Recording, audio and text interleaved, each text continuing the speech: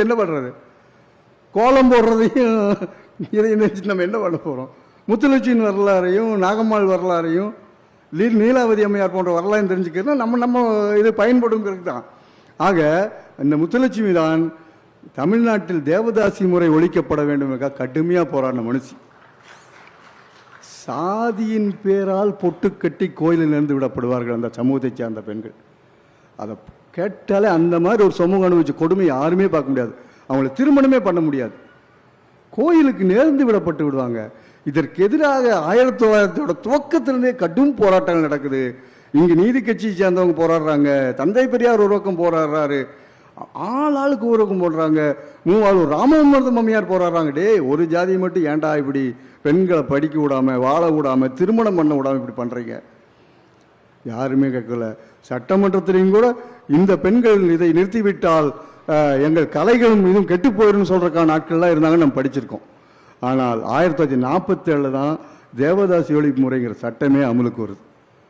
ஆனால் இதில் ஒரு வருத்தமான விஷயம் என்னவென்றால், இதே நமது மரியாதைக்குரிய முத்துலட்சுமி அவர்கள், அவங்க நடிகை ஜெமினி கணேசனுடைய அத்தையும் கூட முத்துலட்சுமி.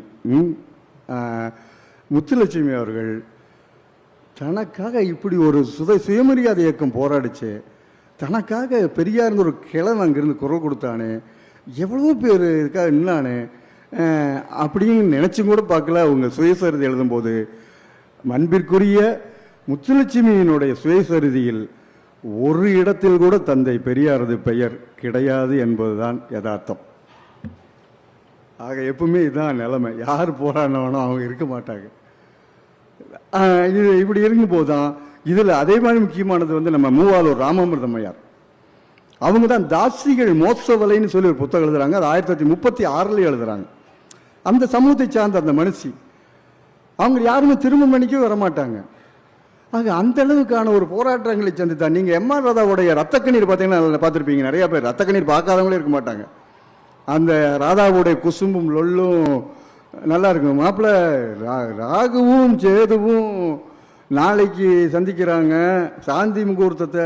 ராகு கேது யாரு? பொண்ணோட பிரதர்ஸா அப்படிம்பாரு இவர் எம்ஆர் ராதா. இல்லைப்பா கிரகங்க, ஓ பிளானேட்ஸ் அப்படின்ட்டு கேட்பாரு.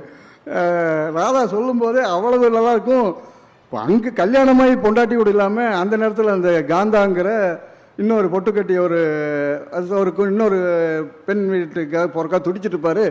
அந்த படம் பார்க்கும்போது அந்த பையன் கூப்பிடுவான், மச்சான் வா மச்சான், அக்கா கூப்பிடுது அப்படிமா.